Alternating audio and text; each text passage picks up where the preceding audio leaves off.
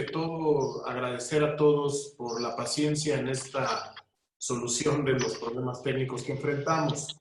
El maestro Sergio Estrada Rojas es maestro en Derecho Internacional, Humanitario y Derechos Humanos, licenciado por el Tecnológico de Monterrey, maestro en Derecho Internacional, Humanitario y Derechos Humanos por la Universidad de Ginebra y por el Instituto de Altos Estudios Internacionales y Desarrollo de Suiza. Actualmente es el director de la Academia Diplomática del Instituto Matías Romero, de la Secretaría de Relaciones Exteriores. Antes de ocupar este cargo, en la misma secretaría trabajó en la Comisión Permanente de México ante las Naciones Unidas y otros organismos en Ginebra, Suiza. Fue jefe de departamento de casos en la Dirección General de Derechos Humanos. Más recientemente fue director de Derecho Internacional en la Consultoría Jurídica con la Agenda de Derecho Internacional Humanitario, Desarme Internacional y Protección del Patrimonio Cultural. Fue también secretario técnico de la Comisión Intersecretarial de Derecho Internacional Humanitario en México. Fuera de la Secretaría de Relaciones Exteriores, fue asesor jurídico de la Delegación Regional del Comité Internacional de la Cruz Roja para México, Cuba y América Central, y director de las carreras de Derecho y Ciencia Política en el Tecnológico de Monterrey. Actualmente es profesor del Tecnológico de Monterrey en las materias de Derecho Internacional Público, Organismos Internacionales, Derecho Internacional Humanitario, Derecho Penal Internacional y Protección Internacional del Patrimonio Cultural. Muchas gracias, maestro y amigo Sergio Estrada Rojas, por esta participación y nuevamente les agradecemos a todos. Muchas gracias. Gracias, Miguel. Gracias, magistrado. Y una vez más, como se lo dije al magistrado en la reunión preparatoria de esta charla, todo mi reconocimiento porque no es común en la práctica, y ahora les voy a contar un poco sobre mi práctica con el Poder Judicial, encontrar funcionarios, y no solo en el Poder Judicial, en el Poder Ejecutivo, con esta disposición y apertura, primero para continuar la formación continua y segundo, hacia el derecho internacional. El derecho internacional es un dominio todavía muy ajeno al abogado mexicano. En parte por la formación académica que tenemos es muy poco sólida en derecho internacional. Yo creo que si les hago una encuesta, que no es necesario hacerla, tuvieron 1 o 2 materias de derecho internacional a lo largo de su formación académica y ahí quedó, incluso con la impresión de que derecho internacional es una rama del derecho, cuando en realidad lo podemos mejor entender como un sistema completamente independiente, como los sistemas domésticos lo son entre ellos. Entonces, bueno, la intención de este espacio es tener una conversación interactiva. Entonces, tengo una pequeña presentación que la voy a utilizar nada más de apoyo, pero que no sea, que no inhiba la participación, las preguntas, los cuestionamientos en cualquier momento. Entonces, es solamente porque hay algunos elementos que es mucho más fácil acompañar con una imagen. Entonces, les voy a compartir rápidamente mi pantalla. Y quiero iniciar hablando un poco de derecho internacional, pero por supuesto no con la intención de que esto sea una clase.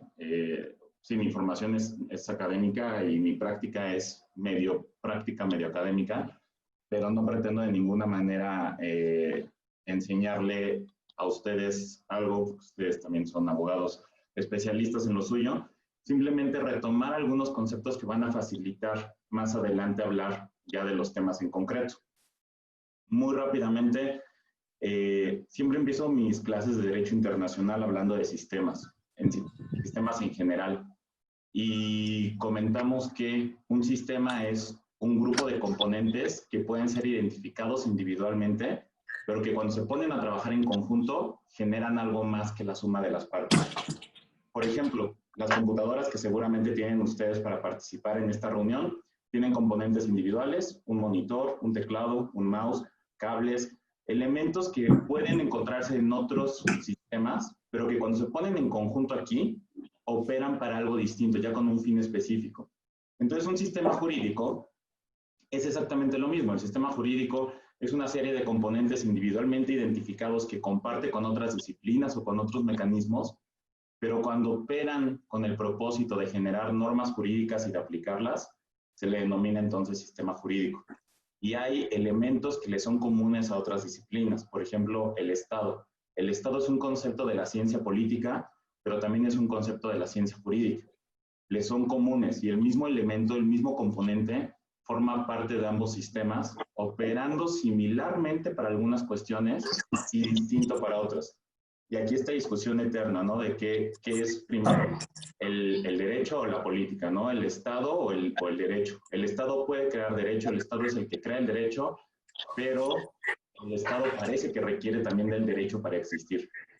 Es un problema del huevo y la gallina, es un problema cíclico que merece muchísima discusión todavía, no es un problema no resuelto. Creo que coexisten de manera simultánea y tiene que ser así. No se puede disociar la ciencia jurídica del elemento político en el entendido de que el derecho es un medio para ejercer este poder político. Entonces, el derecho articula el poder político a través de normas jurídicas y tienen una relación tan simbiótica que a veces es difícil distinguirlo. Tal vez no tanto en el derecho doméstico, pero en el derecho internacional esto se vuelve fundamental. El derecho internacional, si no se entiende esta naturaleza binaria jurídico-política del sistema, es muy difícil entender incluso el derecho internacional como derecho. Entonces, bueno, en un sistema tradicional tenemos individuos o personas colectivas y de las personas colectivas del Estado que son los operadores del sistema y los destinatarios. En el caso de los sistemas domésticos tenemos estos mecanismos que son las leyes, los reglamentos, los procedimientos y los procesos creados por estas mismas normas para operar el sistema. Y tenemos a los destinatarios que en muchas ocasiones son los mismos creadores de las normas. Se vuelve un proceso autocontenido donde los que crean las normas muchas veces las crean para ellos mismos o las crean para otros. En el caso de los individuos, no podemos nosotros crear normas nuevas, pero podemos aplicar en lo específico algunas normas derivadas de unas más generales. Todos están familiarizados con esta pirámide, no es ninguna sorpresa, desde el primer semestre de Derecho nos enfrentamos a la pirámide de Kelsen. Esta es una versión muy cruda, muy sintética, de una teoría muchísimo más compleja, por supuesto, y explica muy bien un sistema jurídico doméstico donde existe una norma fundamental, llámese constitución o llámese como quieran, que dota de coherencia al sistema. Creo que el gran carácter que define, la cualidad que define un sistema doméstico es la existencia de una norma fundamental que dota de coherencia al sistema en el sentido de que esta jerarquía que se establece sirve para garantizar que las leyes de menor rango o las normas de menor rango no rompan el orden establecido en lo general desde una norma fundamental. Entonces, al tener una norma fundamental se garantiza de alguna manera que el sistema va a ser coherente y que si aparecen incoherencias en el sistema, hay mecanismos para resolver esas incoherencias y regresar todo a un orden único. Que digo, ya en la práctica a lo mejor a que haga, por favor, 300 gramos. Si tuviera de cuerpo, pues lo que le revuelva. Bueno. Pero que esté bien fresca. Está. Y si ya hizo las milanesas, que te las hace. A ver cómo. Ok, entonces, en este sistema jerárquico hay una forma de dotar de coherencia. Aquí viene una de las primeras críticas al derecho internacional que son muy recurrentes en muchos círculos, en muchos medios, ¿no? Que no hay una norma fundamental, o no hay una norma fundamental por lo menos escrita o identificable o codificada. Una cuestión que no le es ajena tampoco a los sistemas domésticos, porque si pensamos en el sistema británico tampoco hay una constitución en el sentido en el que nosotros la concebimos como un instrumento codificado único con esa denominación y con esa función de norma fundamental. En el sistema inglés, las normas constitucionales, por llamarlas de esa manera, o las normas fundamentales, para ser más preciso, están difusas. Algunas son de naturaleza escrita y algunas son de naturaleza consuetudinaria, algunas son costumbre. hay un tipo de normas en el sistema británico que se llaman convenciones constitucionales, constitutional conventions, que son estos acuerdos políticos entre los elementos de poder del Estado respecto de ciertos elementos fundamentales que no están escritos en ningún lado, que no tienen una base codificada, pero que no obstante son fundamentales. Una disculpa, hubo un pico de corriente. Estoy en mi celular en lo que resuelvo el tema con mi computadora, ya se está encendiendo, pero bueno, para no detenerlo, sigo ahorita en la computadora en lo que se actualiza, pero mientras en el celular. Entonces, bueno, en general eso es lo que tenía que comentar sobre el derecho internacional. El derecho internacional tiene esta cualidad, entonces, de que no tiene una norma fundamental. No por ello es menos vinculante o menos jurídico. Simplemente hay que entender su naturaleza distinta. Es un derecho, para empezar, es un sistema de normas que tiene sus propios elementos que le son comunes. Tiene esta coherencia, tiene esta incoherencia coherente dentro de sí misma que permite que existan subsistemas autocontenidos, pero no del todo independientes, porque comparten varios elementos que les son comunes. ¿Qué podemos encontrar como normas fundamentales en el derecho internacional? Primero, la identidad de los sujetos. ¿Quiénes son los sujetos del derecho internacional? Son los estados. Independientemente de qué sistema estemos hablando, si es derecho de guerra, derecho de los tratados, derecho de los organismos internacionales, que les es común a todos estos son los sujetos. Otro elemento común es como un símil de norma. Es el derecho de todos sus subsistemas, que son la costumbre internacional y las convenciones internacionales, que equivalen no tan precisamente de una manera cercana a las leyes o a la costumbre del sistema consuetudinario del sistema inglés. No es una equivalencia perfecta. Un tratado a veces parece una ley, a veces parece un contrato, pero es un tratado. No creo que es un esfuerzo académico útil quererlo asimilar a un contrato o a una ley, porque su naturaleza es muy particular y aunque a veces puede tener elementos de uno o de otro, en realidad no es una constante. Pasa lo mismo con la costumbre, solamente que en el sistema mexicano no estamos tan acostumbrados a estudiar la costumbre, pero es un caso muy similar. Con la costumbre se parece un poco a la costumbre en el sistema británico, pero en el sistema británico esta costumbre es reforzada constantemente por decisiones judiciales. Y en el sistema internacional no necesariamente requiere de esta reiteración a través de mecanismos judiciales para poder ser validada como una norma jurídica. Ayuda, en el derecho internacional definitivamente ayuda mucho que un tribunal se pronuncie sobre la legalidad de una, sobre la validez de una norma de costumbre. Sí ayuda, pero no es un criterio para su existencia, no es un elemento de existencia. Existe porque cumple con sus propios elementos, pero es menos cuestionable si un tribunal refuerza esa naturaleza de la costumbre. Entonces, bueno, esta crítica que se hace mucho al derecho internacional, no tiene una norma fundamental, no tiene mecanismos de coacción, descansa mucho en que queremos compararlo o queremos hacer esta equivalencia forzada con un sistema doméstico y más aún con un sistema doméstico de la tradición romano-germánico-canónica o del derecho civil como el nuestro.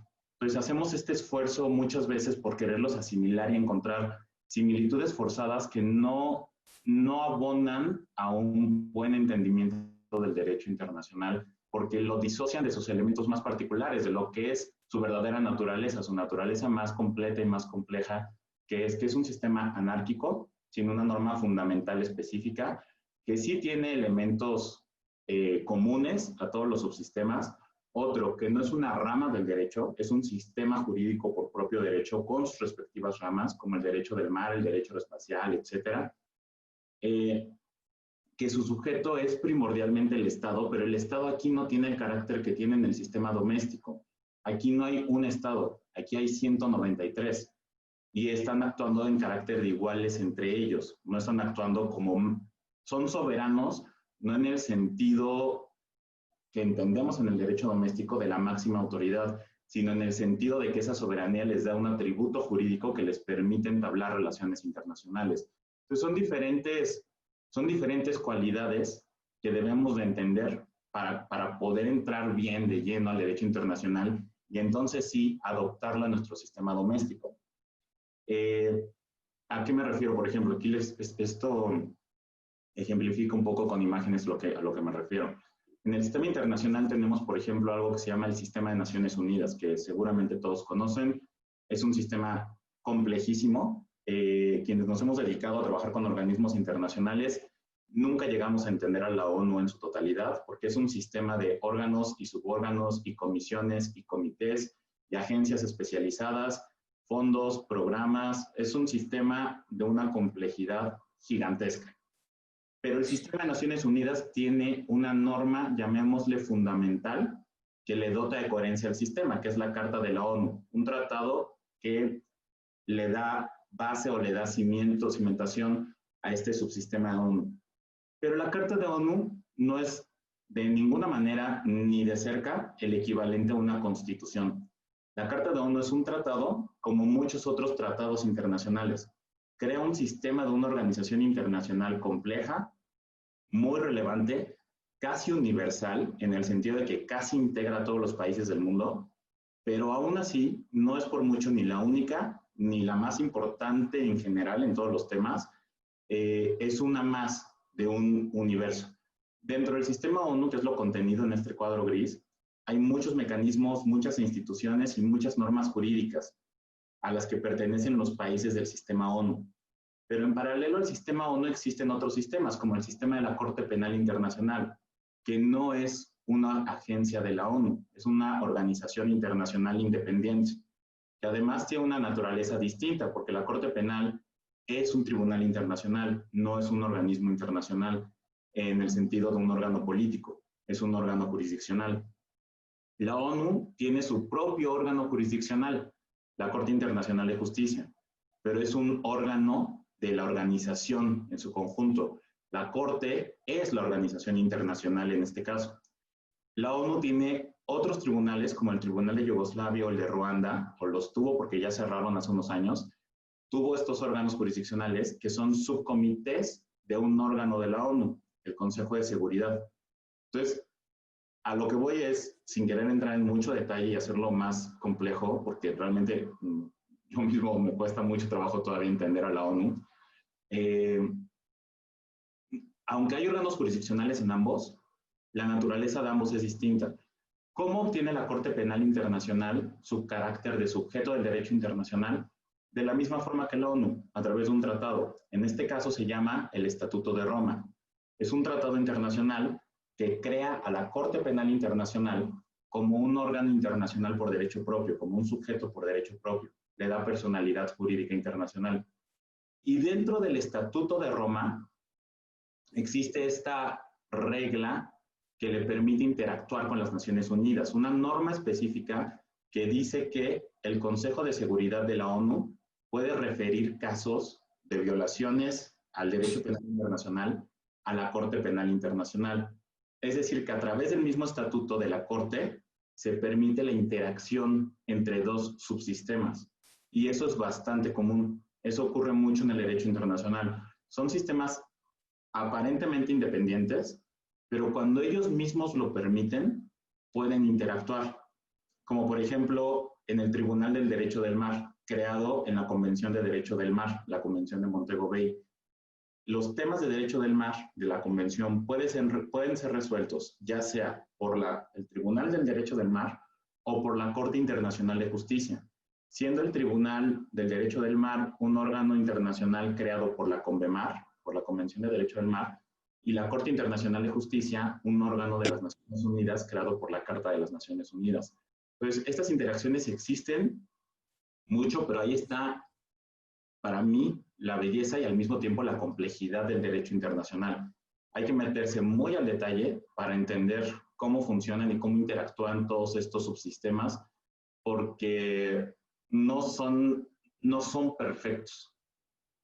Otra cuestión que hay que entender mucho del derecho internacional es que, y tal vez ahí sí hay un símil con el derecho nacional, muchas veces quienes lo producen no necesariamente son especialistas o no necesariamente tienen la formación jurídica, que es algo de lo que hay una crítica constante, no solo en México, en cualquier país, sobre que quien produce las leyes no necesariamente tiene esta formación jurídica y por lo mismo a veces adolecen de ciertas imprecisiones técnicas, dogmáticas, jurídicas en la legislación. Y lo mismo pasa en el derecho internacional. Quienes lo producen son normalmente ya en el terreno diplomáticos con una amplia experiencia en la representación de sus países, no necesariamente con una formación especializada en derecho internacional. Entonces, ese es un primer problema. Segundo problema, cuando negociamos un tratado, buscamos que ese tratado sea específico, pero al mismo tiempo que mantenga una generalidad que permita ser adaptable en cualquier sistema jurídico, porque esperamos que 193 países adopten esas disposiciones en su sistema. Entonces, no podemos ser tan específicos que excluyamos, por ejemplo, a países de un régimen republicano versus uno monárquico, o a países con un régimen federal versus uno centralizado, o a países con, etcétera, con otras cualidades que pueden existir y que existen. Entonces, estas normas son jurídicas, pero se hacen con el enfoque o con la intención de que sean adoptadas a nivel interno. Ahora, hablaba mucho del Estado. El individuo, sobre todo después de la segunda mitad del siglo XX, se ha convertido en un sujeto del derecho internacional muy relevante. Y estas cuatro ramas del derecho internacional lo refuerzan. El derecho internacional de los derechos humanos, el derecho internacional humanitario, el derecho penal internacional y el derecho de los refugiados son ramas que le dan una cualidad al individuo como un sujeto del derecho internacional. Entonces, el derecho internacional, después de la segunda mitad del siglo XX, ya no son solo estados. Son estados, organismos internacionales y además individuos que en ciertos escenarios muy concretos tienen personalidad jurídica internacional. Entonces, el sistema los incorporó a través de diferentes normas jurídicas, ya sea tratados de derechos humanos, convenios de Ginebra en el caso de derecho humanitario, los juicios de Nuremberg, la Corte Penal Internacional y la Convención sobre Refugiados, que a través de estos instrumentos internacionales, los estados, en su calidad de creadores del derecho, les dotan de personalidad jurídica internacional a los individuos. Insisto que si en algún momento quieren intervenir, adelante, porque yo puedo hablar y hablar y hablar. Se me da muy bien hablar mucho, pero cuando quieran, por favor.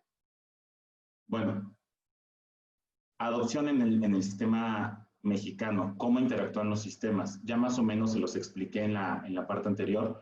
Esta interacción entre los subsistemas del derecho internacional se replica a nivel doméstico internacional. ¿Cómo? Cuando una norma de derecho internacional vigente, vinculante, válida, desea ser incorporada en un sistema doméstico, ¿cuál es el mecanismo para hacerlo? Los mismos que establezca el sistema doméstico. En el caso mexicano, nuestro artículo 133 constitucional dice que las leyes, los tratados internacionales adoptados de conformidad con la Constitución son parte también del sistema jurídico mexicano. Eso ustedes lo saben muy bien. No establece una jerarquía, hay toda una discusión sobre si el 133 establece o no una jerarquía. Yo creo que no es la intención del 133 hacerlo. No creo que ni siquiera lo hayan en ese momento intentado hacer, pero sí busca incorporar estos tratados y dice que cuando se cumplen los requisitos establecidos en la Constitución, que son estos mecanismos del sistema doméstico, para adoptar una norma válida del derecho internacional, una norma ya preexistente del derecho internacional, que es el tratado, esa norma adquiere entonces una doble cualidad. Es al mismo tiempo una norma del derecho internacional y una norma del derecho doméstico. El mismo documento, sustantivamente hablando, se convierte en ambos. Formalmente fue creada en el sistema internacional y luego adoptada conforme a las formalidades del sistema doméstico como parte del sistema mexicano. Entonces tiene esta doble cualidad. Eso quiere decir que hay muchas normas del derecho internacional que son válidas, vigentes, existentes en el sistema internacional y no necesariamente son relevantes para nuestro sistema doméstico porque no las hemos suscrito o no nos interesa suscribirlas. Simplemente existen en la dimensión propia del derecho internacional. Solamente cuando son adoptadas a través de estos mecanismos se convierten ya también en normas del sistema doméstico. Y entonces aquí es donde viene el gran problema de la adopción y que es hacia donde me quería enfocar hoy. ¿Cuál es el gran problema de la adopción? Nuestra Constitución, cuando habla de las facultades del presidente de la República y del Senado, y el artículo 133, hablan sobre el proceso de celebración de tratados. El presidente dirige la política exterior, el presidente participa en la firma y en la negociación de los tratados, el Senado es un revisor, y cuando el Senado autoriza al presidente ratificar un tratado, puede hacerlo. Entonces, en ese sentido, el tratado internacional está casi regulado por la Constitución, pero hay un problema. Los tratados internacionales no son siempre autoaplicativos. Muchas normas internacionales no están diseñadas para aplicarse directamente. Están diseñadas para adaptarse a cada sistema doméstico, como les decía, por la misma naturaleza del derecho internacional. De ahí, por eso, era tan importante iniciar hablando un poco sobre derecho internacional. Su naturaleza requiere que los estados adopten ciertas medidas a nivel doméstico para hacerlos ya aplicables, reales, para ejecutarlos. Entonces, es muy difícil encontrar una norma de derecho internacional que sea autoaplicativa. Todas son creadas con la intención de que haya después, a nivel doméstico, un proceso de adecuación al legislativo, administrativo, para poder implementar estas normas. Y aquí es donde muchas veces nos hemos quedado cortos. Este es el punto medular. Hay países, por ejemplo, bueno, México tiene una ley sobre celebración de tratados, que es la que establece o la que reglamenta las facultades del presidente y el Senado en materia de celebración de tratados, pero no tenemos un mecanismo para la implementación de tratados. Hay países que sí. Por ejemplo, en el caso de Alemania, la legislación alemana prevé que al adoptar un tratado se haga una revisión de qué adecuaciones hay que hacer al marco legislativo y administrativo para poder aplicar ese tratado. Porque cada país es diferente y tiene necesidades distintas. Simplemente definir quién es la autoridad competente para aplicar un tratado no puede ser igual en cada país. En México hasta el 2015 no teníamos Secretaría de Cultura, entonces todo lo que fuera tratado cultural recaía necesariamente en la Secretaría de Educación. A partir de la creación de una Secretaría de Cultura, se trasladan muchas de estas funciones. No todas, muchas de ellas derivadas de tratados internacionales también. Entonces, por ejemplo, la Convención de UNESCO sobre Patrimonio Mundial se convierte en una atribución de la Secretaría de Cultura, pero no tenemos una legislación sobre patrimonio mundial, pese a que tenemos 30 y tantos sitios registrados en patrimonio mundial, entre ellos el Centro Histórico de Querétaro. Entonces, aplicamos estos tratados constantemente, pero no tenemos esta instrumentación precisa de quién es la responsabilidad de cada uno de ellos, de cada tratado. Entonces, este es el punto de conexión, donde estamos muchas veces fallando y donde creo que el Poder Judicial tiene un papel que jugar a través de su función, porque finalmente estamos hablando de la aplicación de normas jurídicas. Estamos hablando de cómo se aplica una norma jurídica del sistema mexicano una vez que el tratado ya es adoptado como por el sistema mexicano. Es una norma vigente, es una norma que establece un régimen de obligaciones y de derechos y que necesita instrumentarse. Y si en el derecho internacional no tiene esta cualidad de ser coactivo o de tener un mecanismo de sanción como lo concebimos a nivel doméstico, cuando la norma se convierte en parte del sistema mexicano, ya debería de tenerlo, porque entonces ya entra la dimensión del sistema doméstico y ya entra a jugar con sus reglas. Entonces, ya se vuelve fundamental sí construir estos mecanismos de implementación. La parte más general, yo creo que, y más obvia, es en derechos humanos, y por eso creo que empiezo por ahí. ¿Qué pasa en derechos humanos? Todos los tratados de derechos humanos establecen una obligación general del Estado de promover, respetar, proteger y reparar violaciones a derechos humanos o prevenirlas. ¿Cómo? Al reconocer los derechos humanos, el Estado no solamente acepta este listado de derechos que casi siempre nos presentan en la escuela, ¿no? El derecho a la vida, derecho a la educación, derecho a la salud, etcétera, sino que cada uno de ellos es una serie compleja de componentes que demandan al Estado acciones antes, durante y después de una posible violación. La primera actividad que un Estado debe hacer al suscribir un tratado de derechos humanos es promover los derechos humanos, es la promoción en su sentido más claro, más llano, más básico, es salir a decirle a la gente, oye, tienes estos derechos. Entonces, hacer campañas de promoción, difusión de derechos humanos para que la gente sepa qué derechos tiene. En esta promoción va también las políticas públicas, por ejemplo, programas destinados a concientizar a la gente y a las autoridades sobre sus derechos humanos, participar en los foros nacionales e internacionales sobre derechos humanos. Desde este momento puede haber una violación del Estado al tratado internacional si el Estado no cumple con su actividad de promoción, porque no basta con suscribir un tratado, hay que promoverlo en derechos humanos.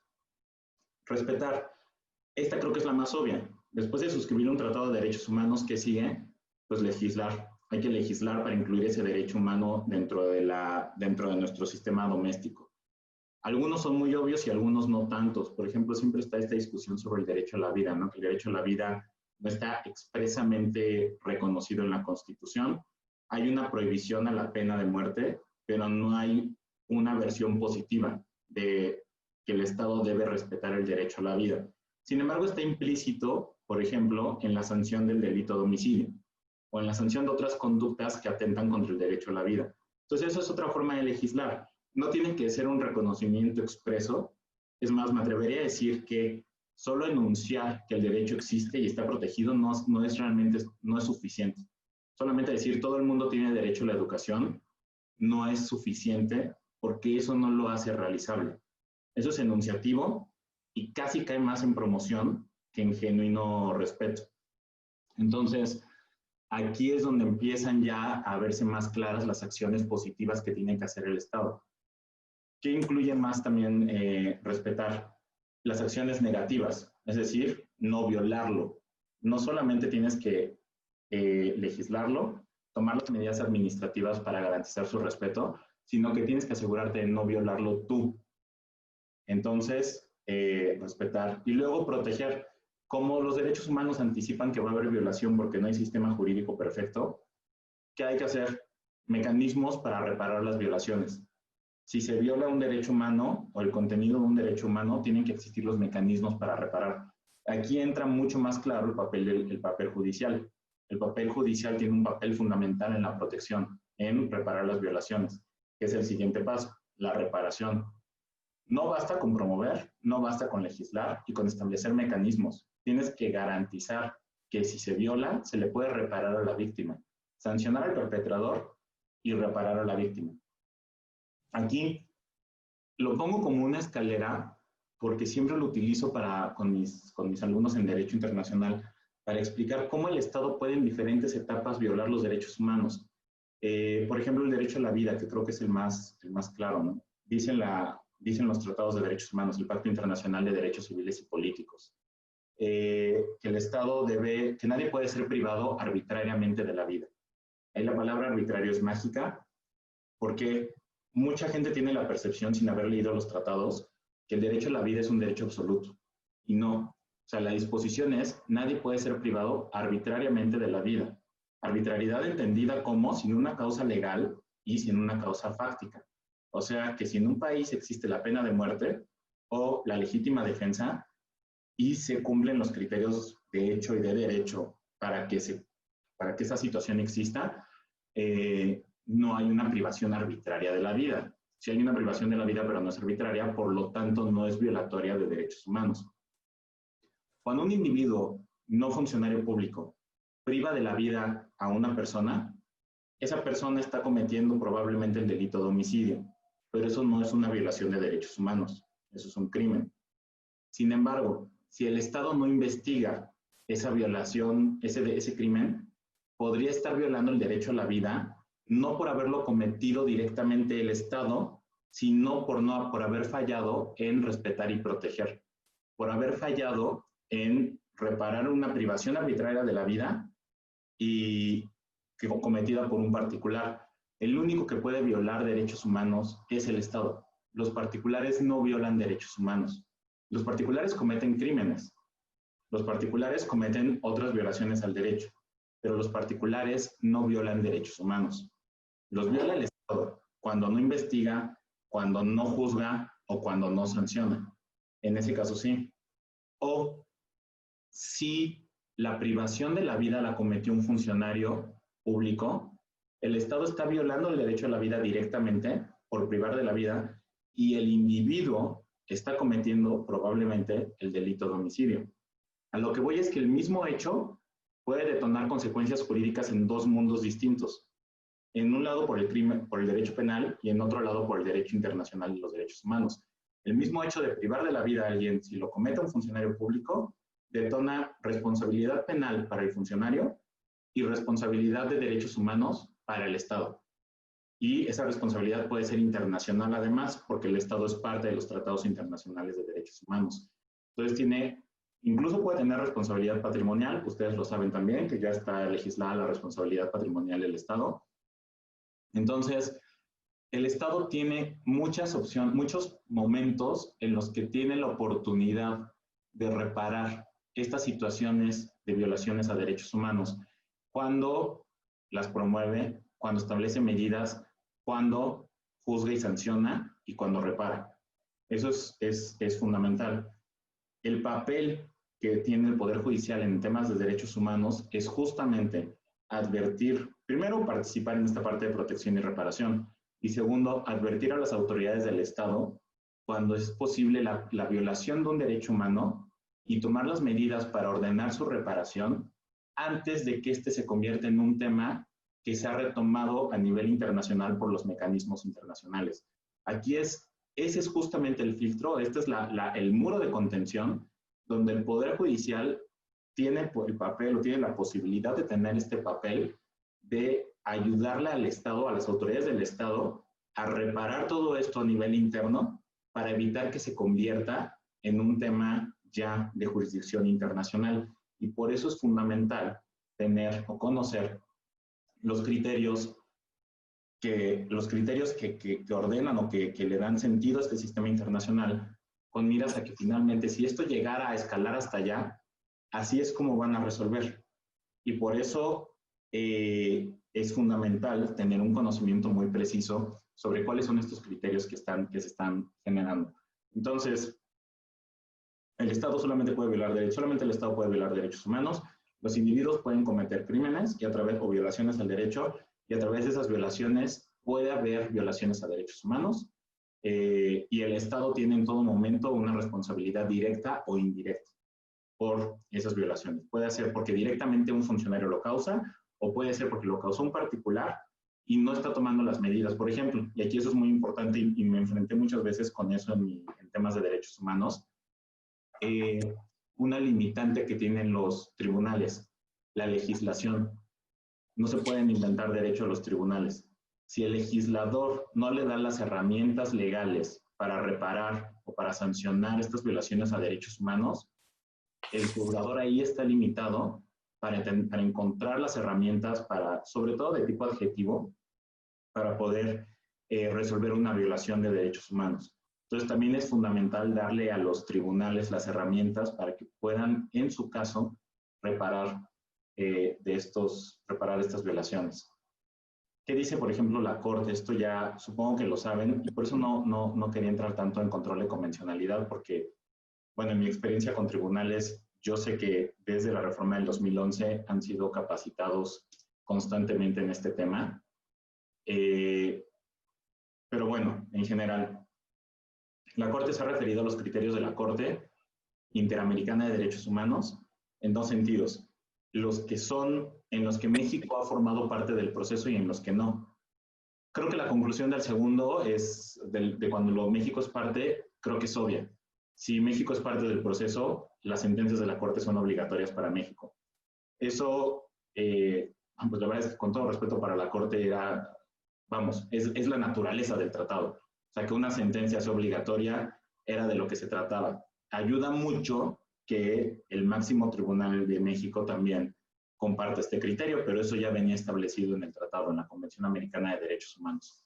El otro criterio es el que es muy interesante, que los criterios de la Corte Interamericana son orientadores cuando México no es parte en el proceso. ¿Por qué? Porque nos da la posibilidad de recurrir a toda la jurisprudencia de la Corte Interamericana de Derechos Humanos para anticipar cómo podría resolver una situación en caso de que llegara a caer en ese tribunal. Es muy difícil que un caso caiga ante la Corte, muy difícil. Les estoy hablando de yo en mis tiempos llevábamos 300 casos ante el sistema interamericano, solo en comisión interamericana, simultáneos, entre 7 personas. Por supuesto, es un número imposible. Ahora, no los 300 casos están activos. Muchos de esos casos están abiertos y ya no tienen impulso judicial por parte de las víctimas. Entonces, a veces reviven y a veces no. Pero si ese universo de 300, 10% está activo, 30 siguen siendo muchos. El tiempo de trámite en el sistema interamericano es muy variable. No hay criterios muy definidos sobre cuánto tiempo debe de darse de trámite de un caso. Pero nos encontrábamos casos que eran presentados en 1 año y en 2 años ya estaban siendo revisados, o casos que habían sido presentados hace 12 años y apenas estaban siendo revisados. Que esto es una crítica muy compartida por varias personas que trabajan con el sistema. Estos tiempos también abonan para victimizar a las víctimas, porque no tienen acceso rápido a la justicia. Muchas de estas personas denuncian que están arbitrariamente detenidos, y 12 años en detención arbitraria, si al final resulta que sí hubo una violación de derechos humanos, pues bueno, el tiempo dilatorio que tuvo la Corte o la Comisión tampoco abonó para mejorar su situación. Entonces, bueno, ahora, ¿se justifica en la carga de trabajo? Sí, es cierto, la Comisión tiene una carga de trabajo impresionante y tiene un grupo muy bueno, pero muy limitado de funcionarios que llevan estos casos. Entonces, es un tema complejo discutir la eficiencia del sistema interamericano. En resumidas cuentas, es mejor que exista a que no exista. Siempre es mejor tener este sistema que no tenerlo. ¿Y tiene oportunidad de mejorar? Definitivamente sí. Como cualquier sistema, tiene oportunidad de mejorar. Pero, ¿qué pasa en el sistema interamericano? Que estas resoluciones de la Corte Interamericana de Derechos Humanos nos permiten mucho anticipar algunas resoluciones. Y un caso muy interesante, por ejemplo, para aterrizarlo en un caso concreto, el caso Juan García Cruz y Santiago Sánchez Silvestre, que es un caso de detención arbitraria, tortura, de 2 personas que fueron detenidas en México. En la Ciudad de México, primero fueron detenidas, ellos denunciaron que habían sido torturados, ningún juez ordenó revisar la situación de la tortura, estuvieron detenidos, estuvieron en la cárcel, salieron, y al día que salieron los volvieron a detener por otro delito. Primero era por posesión, creo que eran armas de uso exclusivo del ejército, y después por homicidio o al revés. El caso es que salieron de un proceso, cumplieron su condena y los detienen inmediatamente y se los llevaron al Estado de México para volverlos a detener. Y en ambos casos ellos manifestaron que habían sido torturados. Entonces permanecieron 15 años detenidos, casi 16. Y lo interesante de este caso es que este caso iba en la Comisión Interamericana. La comisión es la antesala de la Corte. La comisión es una especie de mecanismo cuasi jurisdiccional, porque no es jurisdiccional, no es un tribunal. Es un mecanismo cuasi jurisdiccional que revisa estas peticiones y determina la posible violación de derechos humanos y emite recomendaciones. Cuando el Estado no cumple con estas recomendaciones, entonces la comisión decide elevar el caso a la Corte. Por eso muchos casos terminan en la comisión, con una recomendación y con el seguimiento de la recomendación. Y el Estado va cumpliendo poco a poco con las recomendaciones. Solamente los casos paradigmáticos o los casos más graves son llevados por la comisión a la Corte. Este caso es especial porque justamente un día antes de que la comisión decidiera mandarlo a la corte, un juez del Poder Judicial Federal, mediante un amparo, les concedió la libertad. Y en una sentencia que creo que es de las mejores sentencias que he visto en aplicación de derecho internacional y los derechos humanos, porque el juez cita comentarios generales de las Naciones Unidas, cita jurisprudencia europea, cita jurisprudencia interamericana y habla todo del tema de la tortura y la detención arbitraria, y al final les concede el amparo liso y llano y los libera. No obstante, la comisión decidió mandar el caso a la corte, porque claramente la detención arbitraria no era ni la única violación, y además liberarlos no es la única reparación tampoco. Se requiere más, no basta nada más con liberarlos, eso es una forma de reparación que se llama restitución, pero no les compensa los casi 16 años que estuvieron detenidos y todo el daño moral o patrimonial que pudieron tener en ese tiempo. Entonces, la comisión decidió que, pese a que fueron liberados, no era suficiente y el caso aún ameritaba irse a la corte. ¿Qué pasó en este caso que es muy interesante? Que la representante de las víctimas estuvo de acuerdo en solucionar este caso mediante una solución amistosa. Solución amistosa es un procedimiento que existe en el sistema interamericano que le permite a las partes llegar a una solución convencional, acordada, para el caso en el cual el Estado reconoce su responsabilidad, total o parcial por las violaciones, ofrece las reparaciones y a cambio el caso ya se extrae del sistema interamericano. Ahora, este caso es impresionante por muchas cosas. Nunca se había dado una solución amistosa en etapa de corte, porque las soluciones generalmente ocurren en la etapa de comisión. Entonces, uno de los primeros retos que se tuvo aquí es, a ver, ¿qué hacemos si el caso ya fue, si ya fueron liberados, pero ya fue mandado a la corte y nunca hemos tenido una solución amistosa en comisión? Pues revisando el Tratado Internacional, la Convención Americana, vemos que la Convención dice que la solución amistosa se puede dar en cualquier parte del proceso y la corte es parte del proceso.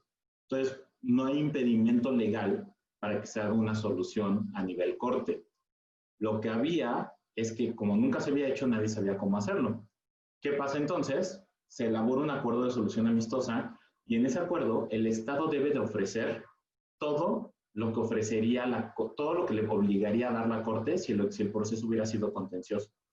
Entonces, ahí es donde se hacen las medidas de las reparaciones, que incluyen la restitución, la satisfacción, la indemnización y las medidas de no repetición. Obviamente las primeras tres van muy enfocadas a las víctimas. La cuarta es uno de los valores agregados del sistema interamericano de derechos humanos. Restitución, pues son liberados. En los casos de detención arbitraria puede haber restitución porque se puede regresar la libertad. En los casos de privación de la vida no puede haber restitución porque no se puede devolver la vida. Entonces, restitución son liberados. Hasta ahí, pues ya, se había cumplido con eso.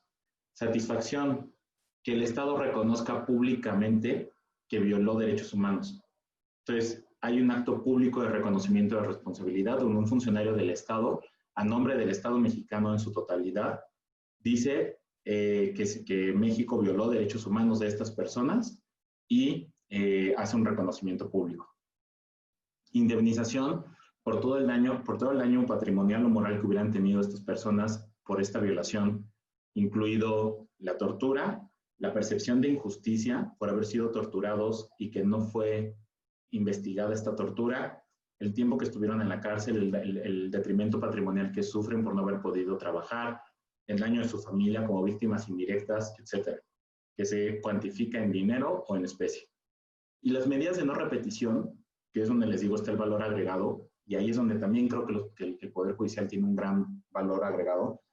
Las medidas de no repetición es, y haz además los cambios administrativos, legislativos o la capacitación necesaria para lo que les pasó a ellos no le vuelva a ocurrir a nadie más. Estas medidas van mucho más allá de las víctimas. Estas medidas son: capacita a los funcionarios del Poder Judicial para que cuando tengan frente a sí un caso donde se denuncia tortura, inmediatamente ordenen investigarlo. Capacítalos en el protocolo de Estambul. Capacita también a las autoridades de procuración de justicia para integrar sus investigaciones. Capacita a, etcétera, quien sea necesario. Y en este caso en particular, publica la sentencia que los liberó para que otros funcionarios judiciales también puedan ver cómo se aplicó en este caso derechos humanos desde un tribunal doméstico, desde un tribunal nacional.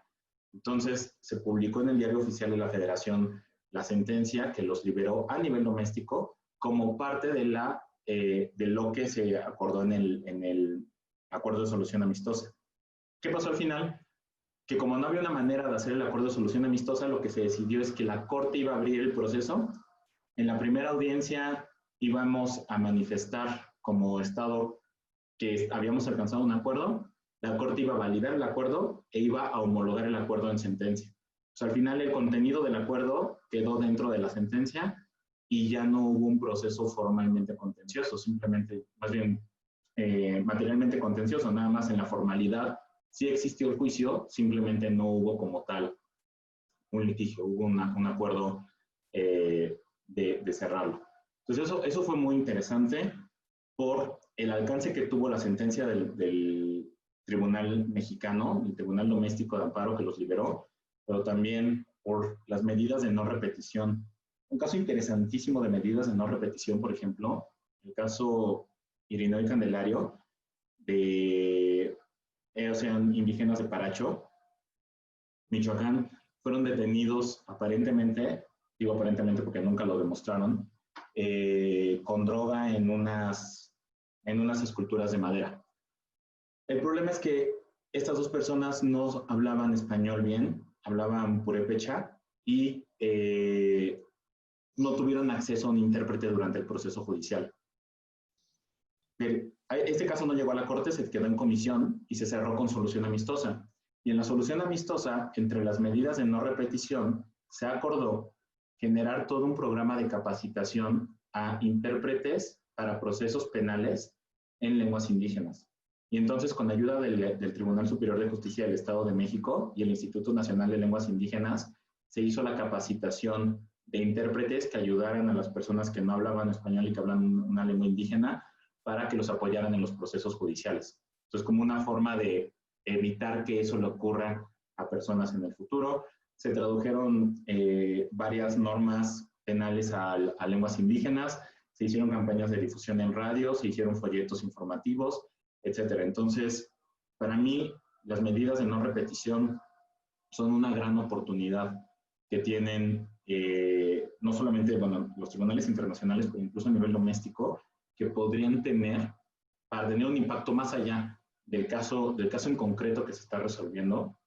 Esto se da mucho, por ejemplo, en el sistema norteamericano, donde los jueces pueden dictar algunas medidas que trascienden al caso en concreto que están revisando, o medidas simbólicas como, por ejemplo, estas penas económicas que a veces se establecen en el sistema norteamericano, multas multimillonarias que tienen el fin de inhibir la conducta en futuros posibles perpetradores. Entonces, hay una oportunidad aquí. Yo sé que nuestro sistema legal no lo contempla tanto, tan bien como otros sistemas, como el sistema norteamericano, pero creo que hay una oportunidad ahí de que el Poder Judicial ayude a una mejor implementación y una mejor reparación de estos temas de derecho internacional.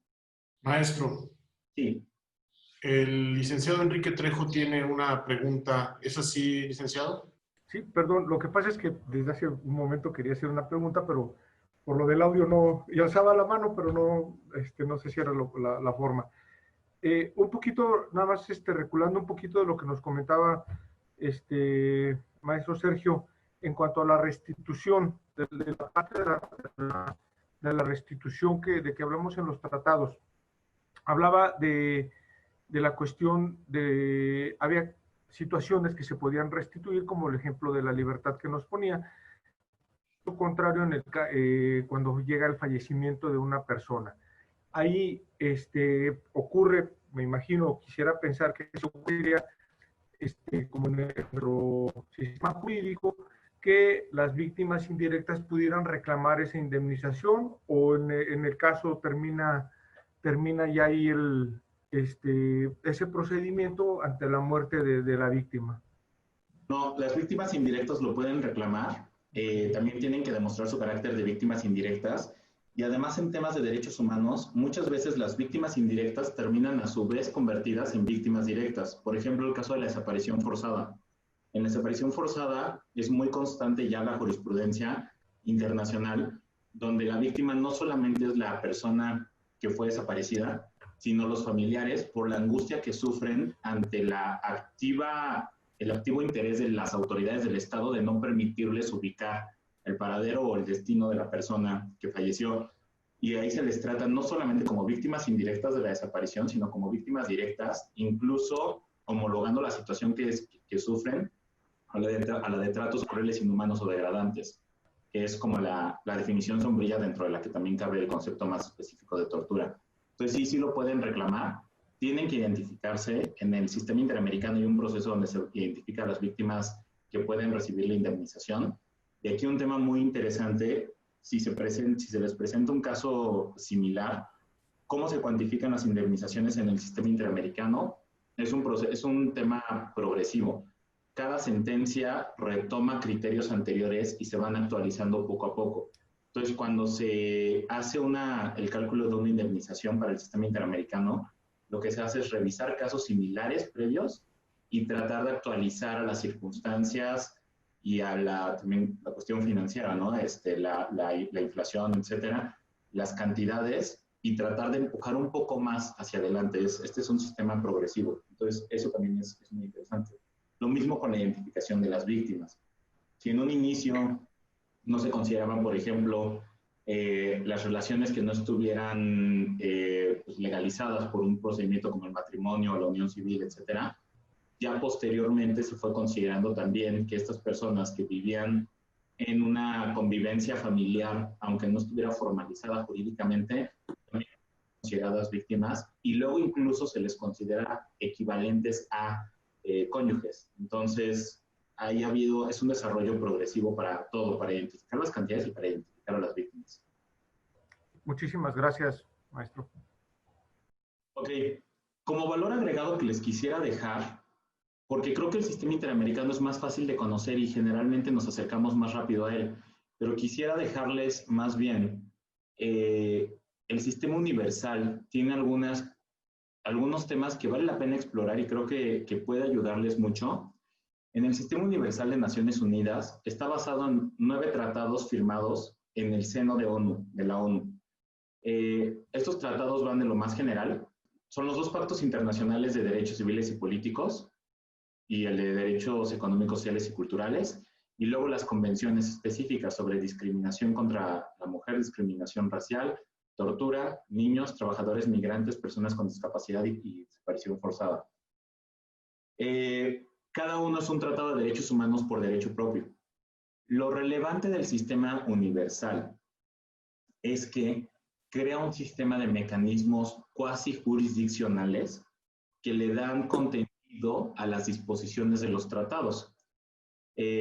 ¿Cuáles son estos mecanismos cuasi jurisdiccionales? Cada tratado está asociado a un comité y cada comité está compuesto por expertos en derechos humanos que operan como el mecanismo de vida del tratado, el mecanismo que le da vida y que le da contenido.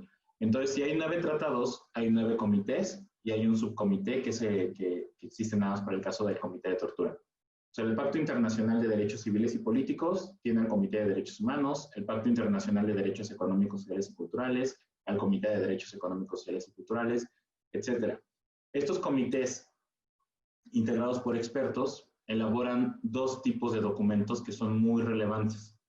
Uno es, si el Estado lo acepta, estos comités pueden recibir quejas individuales de personas que pueden denunciar que se están violando sus derechos humanos en relación con estos tratados. La otra facultad es la de emitir un documento que se llama Observaciones Generales. ¿Qué son las observaciones generales? Son documentos donde el comité le da contenido a un derecho en el tratado. Por ejemplo, la observación general número X sobre participación de la sociedad en la vida cultural, que es un derecho dentro del Pacto Internacional de Derechos Económicos, Sociales y Culturales. A través de esa observación general, el comité nos dice qué se entiende por participación en la vida cultural, cuáles son sus componentes, cuáles son las obligaciones de promover, proteger, respetar y sancionar que derivan de esa obligación específica. Y entonces le da una guía al Estado o a las autoridades del Estado para saber cómo este enunciado de todo el mundo tiene derecho a la educación, cómo se aterriza ya a nivel doméstico en estas 4 vertientes que veíamos hace rato, ¿no? De promover, respetar, garantizar y sancionar. Les voy a compartir la pantalla. Esta es la página del Alto Comisionado de Naciones Unidas para los Derechos Humanos. Es una oficina del Secretario General enfocada en derechos humanos. Y si ustedes van a órganos de tratados, aquí en órganos de derechos humanos, aquí están todos los comités, por ejemplo, discriminación racial. A mí particularmente me fascinan los derechos económicos, sociales y culturales. Aquí viene toda la información de quiénes son parte del tratado y quiénes integran el comité. Aquí viene la jurisprudencia reciente del comité, pero también los comentarios generales. Aquí el problema es que no siempre vienen en español desde la liga principal, pero sí el documento puede estar en español. Y en inglés se llaman general comments, comentarios generales. En español se llaman observaciones generales. Y aquí pueden encontrar, por ejemplo, el comentario general número 21, derecho de toda persona a participar en la vida cultural, que es el artículo 15, párrafo 1A del pacto. Entonces, si ustedes revisan el documento, este sí está en español, este documento del Comité de Derechos Económicos, Sociales y Culturales, observación general número 21, derecho a participar en la vida cultural, ya explica con detalle, desde el punto de vista del comité, cómo es que debe entenderse este derecho y en qué consisten las obligaciones derivadas del tratado. Aquí dice cuál es el contenido del párrafo del tratado y cuáles son sus elementos, qué incluye toda persona, qué implica vida cultural, qué implica participar o tomar parte. Y aquí desarrolla cómo es que esto se debería legislar o implementar a nivel interno. Disponibilidad, accesibilidad, aceptabilidad, adaptabilidad, idoneidad. ¿Qué límites tiene este derecho? Porque como sabemos los derechos humanos no son absolutos, tienen también límites. Entonces, ¿qué límites puede haber en este derecho? Es muy importante mencionar, este comité es un órgano también cuasi jurisdiccional. Esto no es una sentencia, no tiene la intención de ser una sentencia, pero nos da por lo menos una orientación o nos ayuda un poco a aclarar el alcance de los derechos humanos o cómo lo entendería el comité en caso de presentarse un caso de México frente a este órgano. Y lo mismo, todos los demás comités tienen lo mismo, el de derechos humanos, la eliminación de la discriminación racial. Entonces, por cada tema se pueden encontrar ahí una fuente muy útil de criterios para que cuando ustedes se les presenta un caso, y sobre todo porque muchos de estos tratados tienen un componente inevitable de derecho penal, como por ejemplo tortura, cómo desde la perspectiva de los órganos que se encargan de aplicar estos tratados, cómo deben de interpretarse, cómo deben de entenderse y cómo deben de instrumentarse a nivel doméstico. El último caso donde creo que el Poder Judicial tiene un poder fundamental, y este es muy claro y muy directo, es en el derecho penal internacional. Aquí a veces vemos, seguramente lo han visto ustedes, estas campañas en change.org de firma para que lleven a tal funcionario a la Corte Penal Internacional. Creo que es una responsabilidad de nosotros como abogados no suscribir este tipo de documentos por la cantidad de imprecisiones jurídicas y por lo alejados que son de la realidad. No es así como funciona la Corte Penal Internacional. Uno no va a denunciar a la Corte Penal Internacional. La Corte Penal Internacional solamente abre procedimientos en 3 supuestos. Que el mismo fiscal de la Corte lo denuncie, que un Estado miembro de la Corte lo denuncie o que el Consejo de Seguridad lo haga. Solamente esos 3 supuestos. Un individuo no puede presentar una denuncia ante la Corte Penal Internacional. pueden presentar una información de hechos que podrían consistir en violaciones al derecho internacional, pero al derecho internacional de los derechos humanos, pero no puede, bajo ninguna circunstancia, presentar una denuncia a un individuo. Entonces, eso es muy importante tenerlo claro.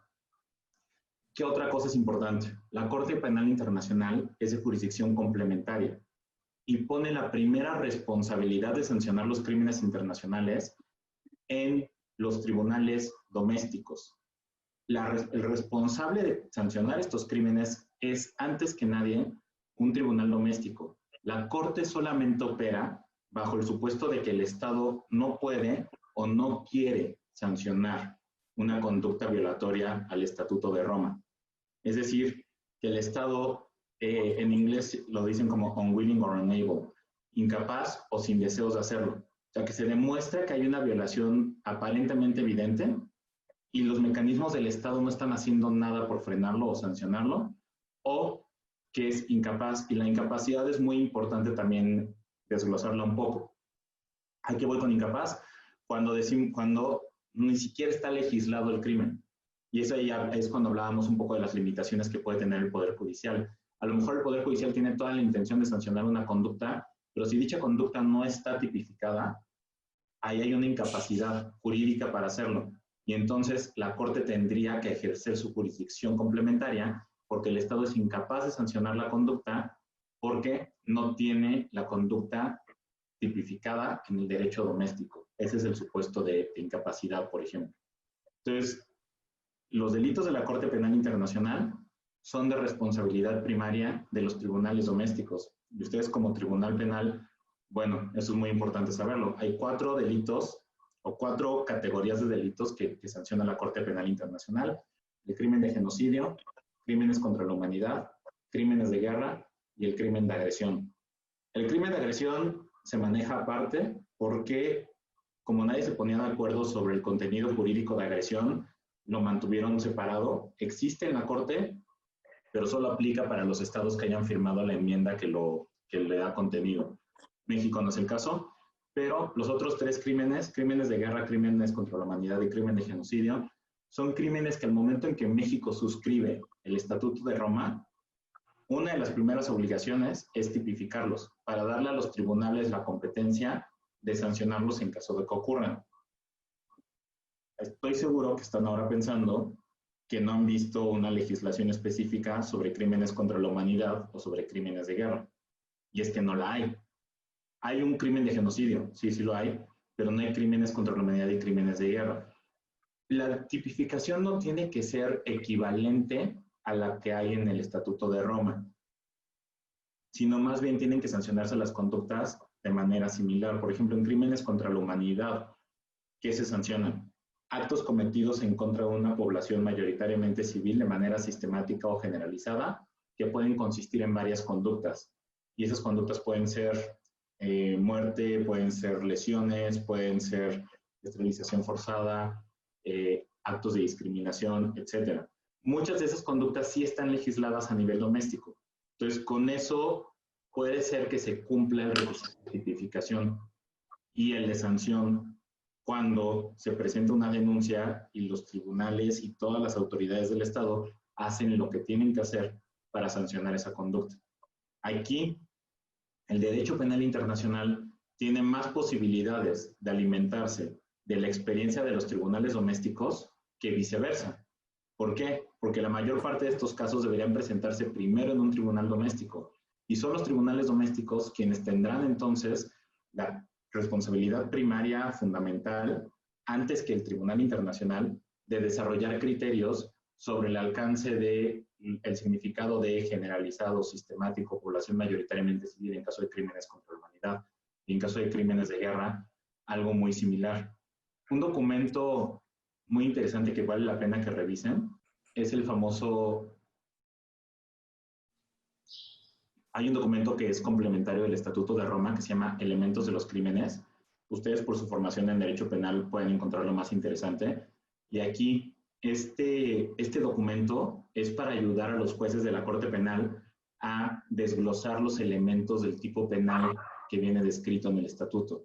Entonces, por ejemplo, sobre genocidio, nos explica, genocidio es un delito muy complejo, estoy seguro que lo saben, y aquí habla, ¿no?, sobre, con respecto a los elementos del crimen, la expresión en el contexto de, la expresión manifiesta, los elementos de genocidio, genocidio mediante matanza. Y aquí explica cuáles son los elementos que debe buscar el tribunal. Entonces, es un documento muy interesante porque orienta sobre cómo los tribunales internacionales, y en específico la Corte Penal Internacional, aplica el derecho penal internacional en un nivel ya estrictamente jurisdiccional. Esto ya no es político, esto es un tribunal verdaderamente actuando en una función completamente jurisdiccional, y además hablando de responsabilidad penal individual, o sea, hablando de individuos. Esto no es responsabilidad internacional como la Corte Internacional de Justicia. Entonces, ese me parece un documento muy importante, y aquí creo que sí hay una actividad muy importante de los tribunales en darle contenido a esto a nivel doméstico, porque luego la Corte Internacional voltea a los tribunales domésticos para ver qué experiencias ha desarrollado y alimentar con eso sus sentencias también. Entonces, este es un mundo, el derecho internacional y doméstico, donde se retroalimentan mutuamente y donde ambos pueden aportar mucho desde sus respectivos mecanismos para darle contenido a estas normas. La licenciada Blanca Basurto, tiene una pregunta. Claro. Maestro, lo que hemos estado viendo a lo largo de la plática, entonces se podría decir que la trascendencia o los puntos neurálgicos del derecho internacional en todas las ramas del derecho y específicamente en el derecho penal serían dos. Una, tomarla como fuente cuando, derivado de los tratados, el Estado toma las medidas a nivel doméstico para adecuar e implementar lo que se ha establecido en el tratado. Y dos, cuando el Estado, hay una violación por parte del Estado del derecho humano, ya nos dijo que porque no se reparan las violaciones, entonces se traduce en una violación al derecho humano. Cuando ya viene la sanción al Estado, o sea, podríamos hablar que son dos sus intervenciones, una como fuente y otra cuando se sanciona por la violación al derecho humano. Sí, yo creo que sí. Sobre todo la segunda, si lo aterrizamos específicamente a derechos humanos, pero creo que eso se replica también en otras partes del derecho internacional, no solo en derechos humanos. Por ejemplo, en derecho del mar, nosotros tampoco tenemos una legislación sobre derecho del mar, pero el artículo 27 de la Constitución dice: los límites del derecho del mar serán los que establezca el derecho internacional. Y entonces eso es una remisión. Ahí nos está dirigiendo a la Convención de Naciones Unidas sobre Derecho del Mar, que nos habla ya de las 12 millas náuticas de mar territorial, las 24 de zona contigua, las 200 de zona económica exclusiva, la plataforma continental y los fondos marinos. Entonces, ahí operan de manera coordinada en una especie de complementariedad por una remisión directa casi del derecho nacional al derecho internacional. En el caso de los derechos humanos, creo que lo expusiste muy bien, o sea, exactamente. El derecho internacional es una fuente formal y es además una fuente material. Si lo entendemos dentro de su sistema y dentro de su dimensión, estos comentarios generales, sentencias, recomendaciones de los mecanismos que les hablaba, pueden ayudarle a ustedes a dar contenido jurídico a su trabajo, utilizándolo como una inspiración, como una fuente material. Formalmente, el tratado ya es parte del derecho mexicano por el proceso formal que establece la Constitución. Y además, materialmente, también puede seguirnos ayudando, no solamente ya como las autoridades, como el presidente y el Senado, que son los que trabajan directo con el tratado, sino a los operadores del día a día de los tratados internacionales, nos ayuda a darle contenido, también conocerlos. No basta con decir o tacharlos en la lista de ya somos parte de este tratado, sino que también son instrumentos vivos que constantemente se alimentan por sus propios mecanismos y nos ayudan a darle contenido jurídico a lo que hacemos, ¿no? Y me incluyo porque como funcionario público federal también tengo una obligación en la aplicación de los tratados internacionales. Bien, magistrado, si tienes, me comentaba, ¿tiene alguna pregunta? Pedro Valderas tiene por ahí alguna pregunta, Miguel. Mi pregunta es la siguiente. En una revista que se llama El Mundo del Abogado, vi un artículo que decía una organización de Estados Unidos iba a llevar a la Corte Internacional denuncia el hecho que China haya hecho en un laboratorio el virus que estamos ahorita viendo de la pandemia. Yo escuchando su cátedra en el cual dice que solamente el fiscal de la Corte, un miembro o bien el Consejo de Seguridad son ellos que pueden llevar una denuncia ante la Corte Internacional. Entonces, a esa supuesta denuncia no se le daría trámite ni nada. No, y aquí hay que distinguir bien las dos cortes porque se confunden mucho. La Corte Internacional de Justicia, que es parte del sistema ONU, que es a la que se refirieron en ese artículo, y esa corte, su competencia subjetiva, solamente puede recibir denuncias de estados contra estados. Por otra parte, la Corte Penal Internacional, que es un sistema aparte creada por su propio tratado, que solo recibe denuncias, que era lo que decían, por el fiscal, un estado o el Consejo de Seguridad, contra individuos.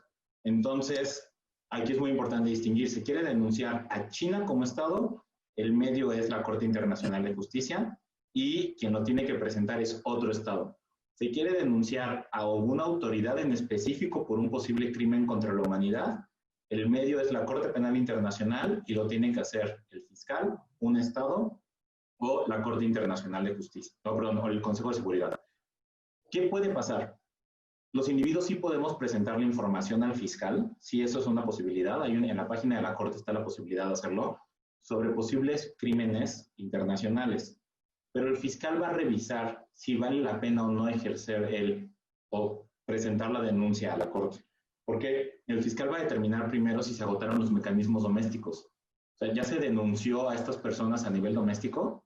Si ya se denunció, los tribunales están en un proceso o ya lo sancionaron. Si se sancionó, la sanción satisface los criterios internacionales. Y si no, ¿realmente hay información para que valga la pena detonar la jurisdicción de la Corte o no? Pero eso es una decisión que va a tomar el fiscal y es una decisión que no sé el número exacto, pero les puedo anticipar que la cantidad de información sobre posibles crímenes que recibe el fiscal debe ser abrumadora. Porque hay un interés político en utilizar la Corte con propósitos no jurisdiccionales, solo para decir, denunciamos a la Corte. Hace no mucho, seguramente vieron por ahí algún diputado que presentaba en su página de Facebook que había ido a la Corte y había presentado una denuncia y hasta presentó un documento como si fuera una denuncia ante un ministerio público, como la entenderíamos aquí en México, que en realidad presentó información y le sellaron como acuse de recibo, pero eso no quiere decir que presentó una denuncia y mucho menos que haya una obligación de oficio del fiscal de iniciar una investigación. Eso lo decidirá el fiscal conforme a sus criterios.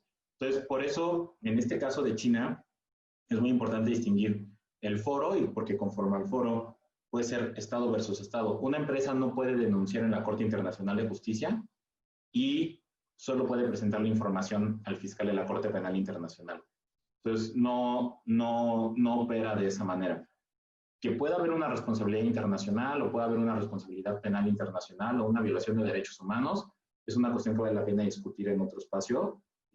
Con mucho gusto lo discutimos, pero no de esta manera en cómo está descrito en este artículo. Muy bien. A mí me encantaría hablarles rapidísimo sobre derecho de guerra, muy brevemente. Veo un valor agregado en estudiar derecho internacional humanitario o derecho de guerra. Nos saca completamente de nuestra zona de confort como abogados.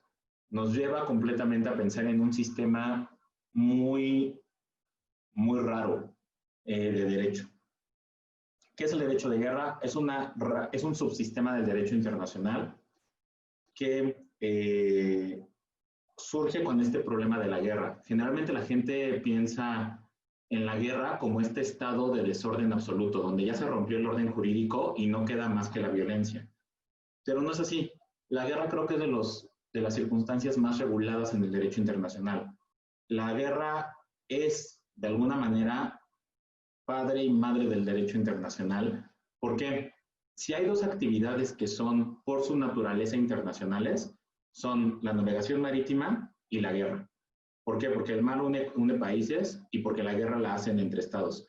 Entonces, estas dos actividades son eminentemente internacionales y no es raro que los primeros tratadistas de derecho internacional se enfocaran justamente a la guerra y al mar.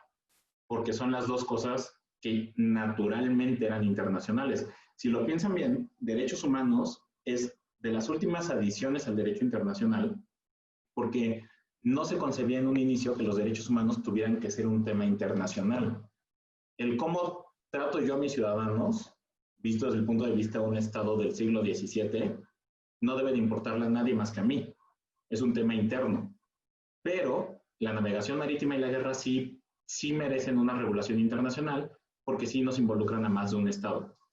Entonces, bueno, rápidamente, el problema de la guerra es el problema entre la legalidad en la guerra y la legalidad de las acciones que se pueden cometer en la guerra. Cicerón, el jurista romano, decía que la guerra era legítima siempre y cuando se declarara por medio de una declaración formal de guerra y se terminara con un tratado de paz. O sea, él contenía la guerra dentro de estos dos formalismos jurídicos, una declaración y un tratado. O sea, para él, la guerra era legal si se declaraba por la autoridad competente y se terminaba con un tratado de paz. Todo lo que ocurría dentro, consecuentemente, era legítimo y era legal. Santo Tomás de Aquino, más orientado a la moral judeocristiana en sus escritos jurídicos, él dice, la guerra es legítima siempre y cuando persiga un fin cristiano. Si tú persigues un fin cristiano en hacer la guerra, tus acciones en la guerra son legítimas. Pero nos tuvimos que esperar hasta Hugo Grocio, el padre del derecho internacional moderno. Hugo Grocio es el primero que divide este problema en dos. Y él nos dice, a ver, una cosa es, ¿qué te legitima como Estado para ir a la guerra? O sea, ¿qué te legitima como Estado para tomar las armas en contra de otro Estado? Y otra cosa es las conductas que puedes hacer dentro de una guerra, que son distintas. No porque tu guerra sea legítima, puedes hacer todo contra todos. Hay ciertas conductas que serán legales y ilegales. Entonces, Hugo Grocio lo divide en este problema, divide el problema en el jus in bello y jus ad bellum, derecho en la guerra y derecho a la guerra. Jean-Jacques Rousseau también habla un poco sobre este tema y él también identifica la guerra como un negocio entre estados independientemente de las relaciones que regulan a los individuos. Pero es hasta la llegada de este hombre, Henri Dunant. Dunant era un banquero suizo. Dunant es un banquero suizo que durante la batalla de Solferino en 1868 tenía negocios con Napoleón III. Entonces Dunant se traslada de Ginebra a Italia, a Solferino, donde Napoleón estaba peleando la guerra de independencia italiana, junto con el rey de Italia, Víctor Emanuel I, y en contra del emperador austrohúngaro, para la independencia de los estados del norte de Italia. Entonces Dunant llega a Solferino un día después de la batalla, y se encuentra, y les cuento esta historia porque esta historia define muy bien lo que es el derecho humanitario, y se encuentra con un campo de batalla como esperaría uno encontrarlo, ¿no? Muertos y heridos por todos lados y con poco equipo médico para atender a los heridos y a los enfermos. Este es uno de estos momentos en la historia en los que creo que se define mucho el carácter de una persona, porque muchas personas podríamos pasar por un campo de batalla similar y hacernos de la vista gorda y pasar de largo. Y sí sentir, por supuesto, empatía y emoción por ver las consecuencias de la guerra, pero no hacer nada y simplemente dejarlo pasar. Dunant, con su posición acomodada como banquero y sin tener mayor algo que ganar, decide quedarse en Solferino y empieza a organizar a la sociedad civil y les pide que le ayuden a recolectar a los heridos y a los enfermos y que los lleven a un monasterio y que les den atención médica. Y Dunant pasa los siguientes 3 días recogiendo sus nombres, tomando cartas para mandarlas a sus familiares, atendiéndolos, y todo bajo el criterio de no distingan si es austriaco, francés o italiano. Ustedes tienen que dar la atención médica a quien la necesite. Pasa 3 días ahí y regresa a Ginebra y escribe un libro que se llama Un recuerdo de Solferino.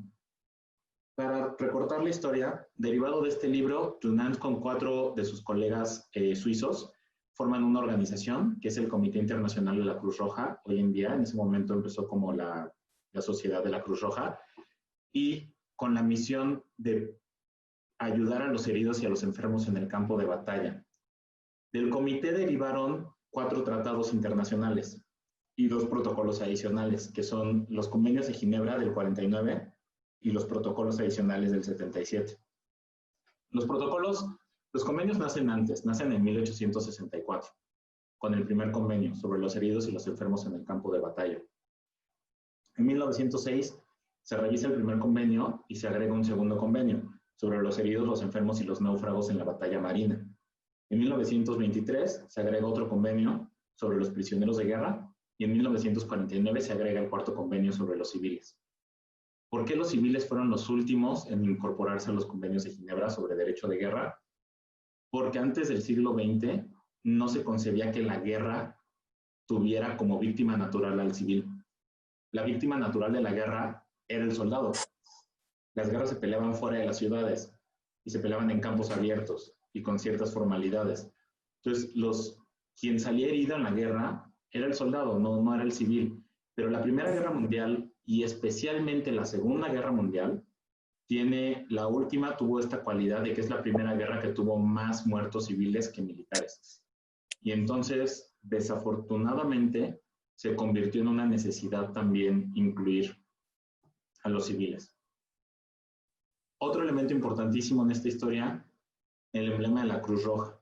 El derecho humanitario busca proteger a las personas heridas, enfermas en el campo de batalla. Es muy similar a los derechos humanos, pero no es igual. ¿En qué sentido? Para los derechos humanos, todas las personas, solo por ser humanos, tienen estos derechos. Para el derecho humanitario, solo las personas que no toman parte o dejaron de tomar parte en la guerra están protegidas. ¿Qué quiere decir? Que los soldados no son personas protegidas por el derecho humanitario hasta que no están heridos, enfermos, náufragos o prisioneros. Solamente cuando ya no toman parte en la guerra, por alguna de estas circunstancias, se convierten en objeto de protección del derecho humanitario. Lo mismo con los civiles. No todos los civiles están protegidos por el derecho humanitario. Solamente aquellos que pueden verse afectados por la guerra y que no cuentan con otro medio de protección mejor que el derecho humanitario. O sea, el derecho humanitario protege al individuo, pero distinto de los derechos humanos. ¿Cuál es el mecanismo idóneo para proteger al individuo? Uno de los fundadores de la Cruz Roja, este hombre, Louis Appia, era médico de guerra. Él salió con esta idea. Un brazalete con un emblema que identificara las unidades médicas para que pudieran ejercer su actividad de manera protegida en el campo de batalla. Es decir, que pudieran brindar la asistencia a los heridos y a los enfermos con la seguridad de que no iban a ser atacados. Este emblema de la Cruz Roja identifica las unidades médicas del ejército y los protege contra ataques, porque todos deben de saber que estas personas están ahí para cumplir una función sanitaria. Y les da una obligación. No pueden participar en la guerra, solamente en la atención de los heridos. Ellos no pueden tomar las armas y contribuir al esfuerzo militar, aunque son militares de formación. Mientras portan ese emblema, su función es estrictamente humanitaria. Estos emblemas los han visto ustedes también en la Cruz Roja o en la Media Luna Roja o en el Comité Internacional. Son diferentes, aunque todos tienen el mismo origen. De esta idea de Dunant de crear este comité, la idea replicó en el mundo y muchos países quisieron hacer lo mismo.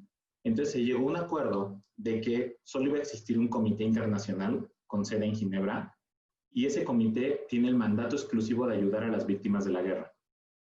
Luego, cada país podía crear una sociedad nacional, pero estas tienen un mandato humanitario para tiempos de paz. Por ejemplo, la Cruz Roja Mexicana. Hay 120 y tantas organizaciones así en el mundo. Y luego se creó otra organización internacional, que es la Federación de Cruces Rojas y Medias Lunas Rojas, que tiene la función de coordinar el trabajo de las sociedades nacionales. Por ejemplo, cuando hay un temblor en México o un desastre en alguna parte del mundo, y ustedes escuchan que la Cruz Roja Mexicana, la Cruz Roja Francesa, la Media Luna Turca están prestando ayuda, todo ese trabajo lo coordina la Federación Internacional. Todos estos órganos, el comité, los 120 y tantas Cruces Rojas y Medias Lunas Rojas y la Federación Internacional forman en su conjunto el movimiento internacional de la Cruz Roja y la Media Luna Roja, que es el movimiento humanitario más grande del mundo. Pero para el derecho humanitario el más relevante es el comité. ¿Dónde aplica el derecho humanitario? Aplica en los conflictos armados. El conflicto armado es la forma en la que el derecho humanitario se refiere a la guerra, para evitar el uso de la palabra guerra, porque guerra es un concepto muy ambiguo. Aquí se ejemplifica muy fácil este tema que les decía, el jus in bello y jus ad bellum. La Carta de Naciones Unidas nos dice, por ejemplo, para la realización de los propósitos de la Carta, la organización y sus miembros procederán de acuerdo con los siguientes principios. Principio número 4, los miembros de la organización en sus relaciones internacionales se abstendrán de recurrir a la amenaza o al uso de la fuerza contra la integridad territorial o la independencia política de cualquier Estado. En la Carta de ONU hay una prohibición absoluta para que los Estados utilicen la fuerza en contra de otros. La Carta de ONU prohíbe la guerra.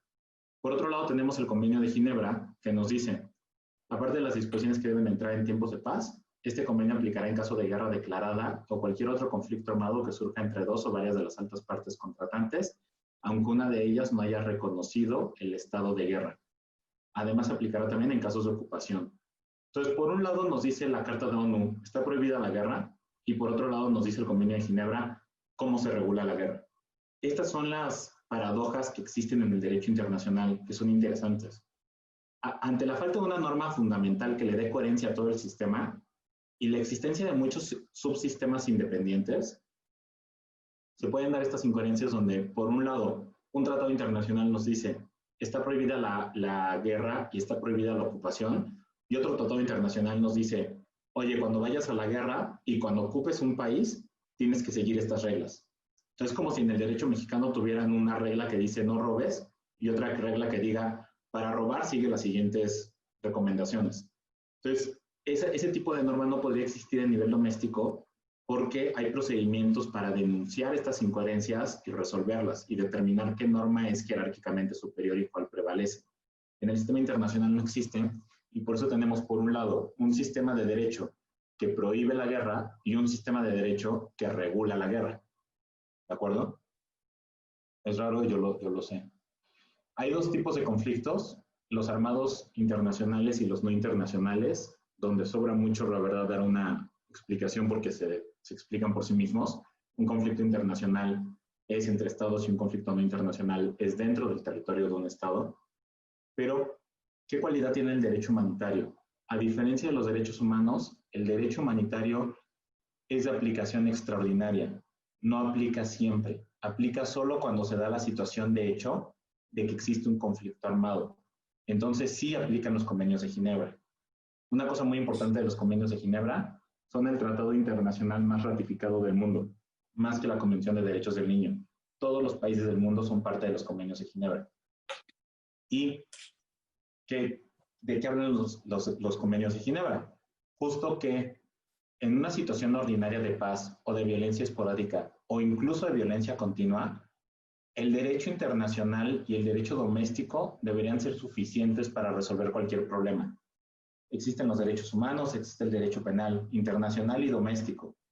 Pero cuando una situación de violencia escala a un punto donde la violencia armada ya no es más la excepción, sino que se convierte en la regla, entonces sí entra a operar el derecho internacional humanitario y todas las reglas de los convenios de Ginebra. No es la situación ideal porque el derecho humanitario cambia mucho la interpretación de las normas que aplicamos en un sistema ordinario. Por ejemplo, lo que les decía sobre el derecho a la vida. Nadie puede ser privado arbitrariamente de la vida. Arbitrariedad en tiempos de paz quiere decir que no exista la pena de muerte o que no haya legítima defensa. Arbitrariedad en tiempo de guerra es distinto. ¿Por qué? Porque un soldado puede matar a otro soldado sin necesidad de que haya legítima defensa, solamente por el hecho de ser un soldado. El soldado tiene la legitimidad legalmente en el derecho humanitario. Un soldado puede matar, puede usar fuerza letal contra otro soldado sin necesidad de que haya legítima defensa. Un soldado puede matar a un soldado dormido solo porque es un soldado. Entonces, en el derecho humanitario se trastorna el contexto de operación del derecho de manera que la violencia armada se convierte en la regla y estas reglas están matizadas para operar en este esquema de violencia armada generalizada. Por eso no son ideales y no son idóneas. Por eso muchas veces escuchamos gente que dice México debería reconocer que está en un conflicto armado, pero creo que no alcanzan a ver las consecuencias, las implicaciones de aplicar el derecho internacional humanitario. El derecho internacional humanitario está hecho para las circunstancias más extraordinarias. Por ejemplo, en los derechos humanos, y ustedes lo saben perfecto como penalistas, no existe tal cosa como el daño colateral o el daño incidental. Cuando hay un exceso del uso de la fuerza, hay un exceso del uso de la fuerza. No es justificable porque tu objetivo sea legítimo y haya sido descuidado. Puede haber un exceso en la legítima defensa, puede haber un exceso en el uso de la fuerza, pero no se justifica el daño incidental. Siempre va a haber una cuestión ahí de negligencia o falta de preparación, etc. En el derecho humanitario, el daño incidental, también conocido como el daño colateral, no solo está permitido, se espera que ocurra y es legal. Si en un ataque militar sabemos que hay expectativa de daños civiles, pero la expectativa de la ventaja militar supera la expectativa de daño civil, ese ataque sigue siendo legítimo. Y un Estado puede ordenar un ataque militar sabiendo que va a haber bajas civiles y puede seguir siendo legítimo. En el derecho humanitario, las operaciones militares privan sobre todo. Es lo que llamamos el principio de necesidad militar. Las conductas están orientadas a perseguir un objetivo militar que consiste en debilitar a la contraparte. Para perseguir ese objetivo se permite el daño colateral, se permite el uso de la fuerza letal, se permite el uso de la fuerza armada y hay matices, por supuesto. El Estado, más bien, un soldado no puede atacar a un civil porque no abona al objetivo militar. Atacar a un civil no me ayuda militarmente. Pero si el civil toma las armas, el civil deja de estar protegido y entonces ya se vuelve un objetivo. Entonces también hay una responsabilidad de los civiles. Esto es lo que hace muy particular al derecho humanitario y lo que hace muy, muy compleja su aplicación y su estudio, pero no por eso menos interesante. Ya para concluir, en el derecho internacional humanitario, por ejemplo, los tribunales también han tenido un papel fundamental. ¿Por qué? Los convenios de Ginebra nos dicen que es un conflicto armado internacional. Nos dicen que es estos conflictos entre dos países, pero no nos dicen que es un conflicto armado no internacional. Solamente dicen, en caso de conflicto no internacional, los estados deben de aplicar tal, tal y tal. Pero no le da contenido a la definición de conflicto armado no internacional. Tuvo que llegar una sentencia del Tribunal de Yugoslavia de 1999, la sentencia del caso Tadic, para que un tribunal internacional, en este caso el Tribunal de Yugoslavia, le diera contenido a esta disposición. Y ese tribunal ya dice a qué se refieren los convenios de Ginebra cuando hablan de conflicto armado no internacional y establecen criterios para definirlo, que las partes deben de cumplir con criterios de intensidad y de organización, etcétera, que si quieren les puedo enviar, es una sentencia muy interesante, y a través de esa sentencia se le da contenido y constantemente todos estamos retomando el caso Tadic para poder hablar de conflictos armados no internacionales, porque a los convenios de Ginebra al día de hoy no han sido modificados para darle sentido a esta expresión de conflicto armado no internacional, y nuestro mejor referente y el internacionalmente aceptado es la sentencia del Tribunal de Yugoslavia del caso Tadic. Entonces, en derecho internacional también hay una oportunidad enorme para un desarrollo progresivo del derecho a través de las sentencias judiciales. Muy bien, gracias. Gracias, Sergio. Tenía una pregunta, maestro Eduardo Tello. Por ahí, Eduardo, si quisieras, también integrante de la ponencia, si quisieras hacer tu comentario y pregunta. Sí, magistrado. Es en relación al caso de los jóvenes estos desaparecidos de Ayotzinapa, que vinieron a investigar una parte unos grupos de expertos del GIEI, se llaman. Al momento de ellos entrar o colaborar en la investigación, ya automáticamente puede ser sujeto de una jurisdicción de la Corte Interamericana al ya haber elementos de investigación de carácter internacional. Pues, de hecho, ese proceso y el grupo de expertos independiente justo deriva de un acuerdo entre el Estado mexicano y la Comisión Interamericana de Derechos Humanos, porque el caso fue presentado ante la Comisión Interamericana como una petición. Y entonces, en este proceso entre la Corte entre la Comisión y México, se determina que una de las acciones que tiene que hacer México es investigar. Lo que hablábamos justo, ¿no? De promover, proteger, respetar y sancionar. Entonces, para cumplir con la obligación de investigar, que la investigación es una obligación de medios, pero no de objetivos, se deben de agotar todos los mecanismos, pero no se exige que haya un resultado específico, aunque no queda claro también hasta dónde queda satisfecha la Corte con esos medios. Pero bueno, se desarrolla esta investigación. Entonces, esta investigación justamente tiene el propósito de cumplir con esta obligación de investigar, con miras en su caso juzgar y sancionar, y justamente se enmarca como en un proceso de colaboración entre la Comisión y el Estado mexicano, con la intención de evitar de que siga progresando como una petición y probablemente llegue a la Corte. Que si la Comisión en algún momento no está satisfecha con las disposiciones del Estado mexicano o con la actitud que ha tenido para la investigación, puede continuar el proceso como petición y llevarlo hasta la Corte Interamericana. Sí, por supuesto, puede ocurrir. Pero entonces, en ese caso, tanto la Comisión como la Corte valorarán las acciones de investigación que hizo el Estado y la disposición que tuvo de colaborar con este mecanismo internacional.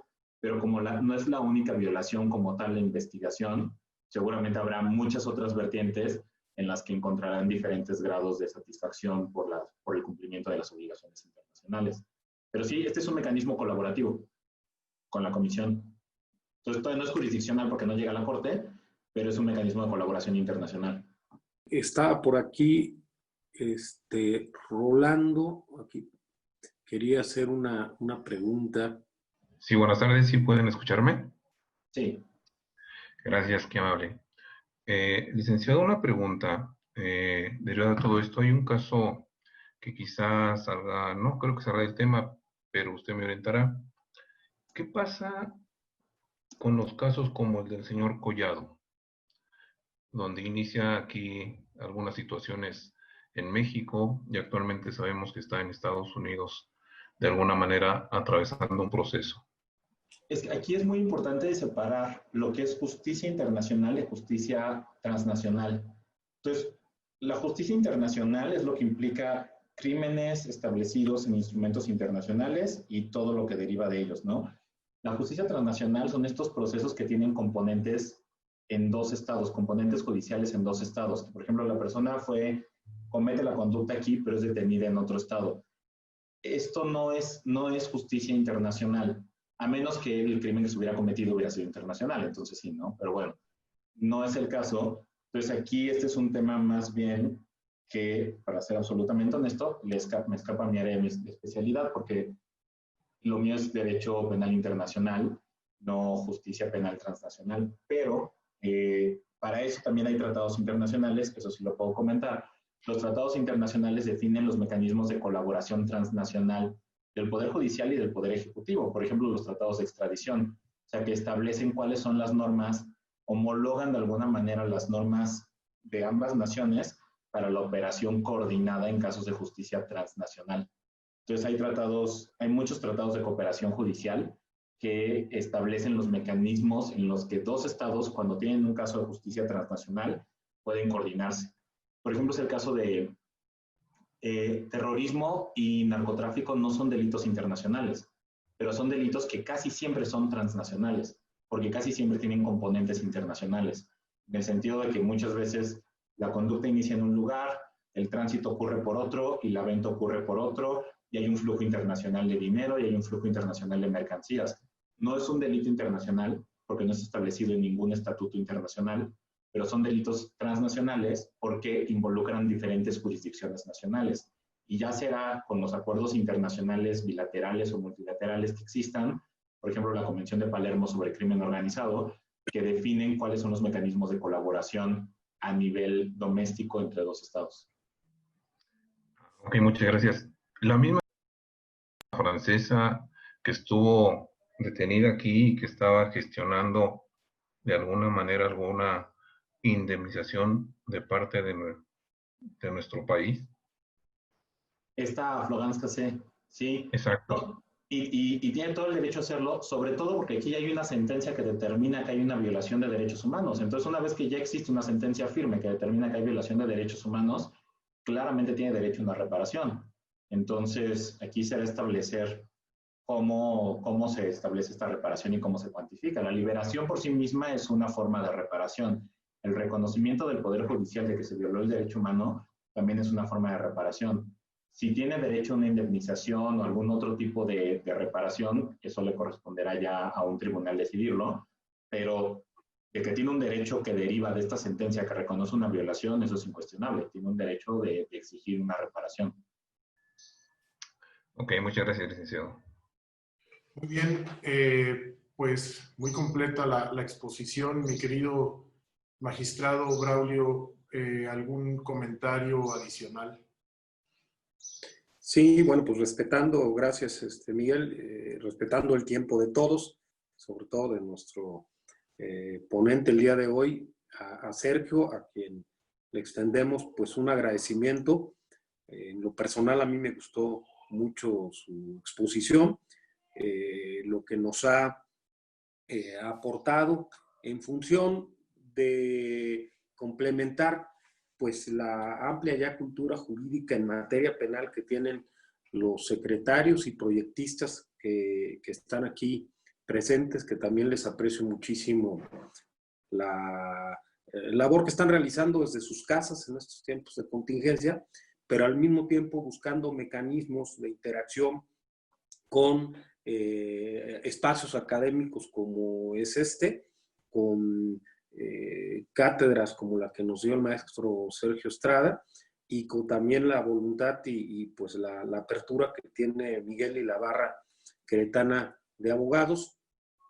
A mí me parece, y si no me equivoco, lo he comentado con alguno de nuestros amigos proyectistas y secretarios, que las fuentes de fundamento internacional, las convenciones, tratados, cartas, declaraciones, que al final del camino son sinónimos, sin duda son un enorme espacio de oportunidad para que en nuestras resoluciones, en las sentencias que se emiten, en las que se suscriben y tienen pues ya efectos jurídicos particulares sobre los imputados o inculpados, ya sea como para su condena o para su absolución, todo este marco nos remite a nosotros en la obligación como parte del Poder Judicial a no solamente basarnos en el derecho doméstico, sino reconocer que el derecho internacional es un derecho que se incorpora al derecho doméstico, incluso cuando es publicado en el Diario Oficial de la Federación. Regularmente cuando los tratados y convenciones son aprobados y posteriormente ratificados, viene esta publicación en el Diario Oficial de la Federación y estos efectos de su propia publicación los convierte en derecho doméstico, es decir, tienen esa dualidad que permiten que sean fundamentos pues no solamente jurídicos, sino también legítimos para su uso, para su complemento, para su búsqueda. Hoy en las resoluciones y sobre todo, como diría Ronald Dworkin, en los casos difíciles en donde el abordaje de un caso, de la teoría del caso en particular, en concreto, podemos encontrar un enorme enriquecimiento de fuentes en materia doctrinal internacional, pero también en el derecho internacional, y más a partir del paradigma de la reforma del 2011 que abrió la puerta a que el derecho internacional centrara uno de sus objetivos primarios en los aspectos de orden humanitario. La evolución que ha tenido nuestro país en acoger al derecho internacional en las interpretaciones que la propia Corte ha realizado a través de muchos años. Incluso la última vez que se le realizó una reforma al artículo 133 fue por Emilio Rabasa en 1934 aproximadamente, en donde simple y sencillamente modificó el texto en una palabra para que estuvieran los tratados internacionales de acuerdo con la misma como la Constitución, y de ahí este artículo que no se ha movido en su texto o en sus enunciados, que no se ha reformado, este texto ha tenido pues diversas interpretaciones a lo largo del siglo XX, del siglo XXI, hasta llegar a darle prominencia al derecho internacional de los derechos humanos a la par de la Constitución en un proceso interpretativo, hermenéutico, en donde la Corte y los tribunales le han ido abriendo espacio al derecho internacional. Yo recuerdo, ustedes no me dejarán mentir, sobre todo los abogados y abogadas que son más o menos de mi rodada, es decir, de la edad de servidor, cuando hace 20 años que usábamos derecho internacional, pues todavía no existían incluso una enorme vastedad de perspectivas y visiones, particularmente en torno al control de convencionalidad o al uso de las convenciones internacionales en resoluciones judiciales. Era muy complejo incluso en demandas, en denuncias, implementar, era como caso extraño que se hiciera uso de todo este material y de este acervo. Me parece que los momentos en los que estamos abrirán nuevas puertas. Yo creo que es el advenimiento de nuevas instituciones, de nuevos espacios de corte, no solamente internaciones o internacionales, sino de confección global, porque hay algunas normas que ya no solamente deberán tener el carácter de tratados o contratos o convenios, sino que tendrán que ser una especie de derecho de la globalidad que incorpore también mecanismos para hacerle frentes como humanidad a retos como los que hoy tenemos, que es enfrentar una pandemia y enfrentar fenómenos como el cambio climático, enfrentar una serie de aspectos que ya no alcanzan solamente a la diversidad de derechos domésticos que existen en el planeta, sino a la homogeneización de las normas y su armonización. Ahí está me parece, el correo, el contacto de nuestro Sergio. Si hay algunas preguntas, algunas cosas que se le quisieran enviar para que se interactuara ya por vía correo electrónico u otros instrumentos, pues se lo agradeceríamos mucho. Muchas felicidades, maestro. Y Miguel, muchísimas gracias por este entreveramiento que pudimos hacer. Pues gracias, Miguel, gracias a todos y a todas. Adicionalmente, quiero hacer extensiva la felicitación de distintos abogados integrantes de la barra e invitados especiales. De verdad, de gran riqueza la exposición, maestro Sergio, y también hacer una invitación a los miembros de la ponencia, magistrado. Próximamente tendremos un par de ejercicios de mesas de trabajo en la barra queretana. Especialmente se avecina un ejercicio que estará a cargo del maestro Eugenio Castellanos Malo y el maestro David Vallarino Hernando, relacionado con las consecuencias en materia inmobiliaria que ha traído esta condición en la que nos encontramos.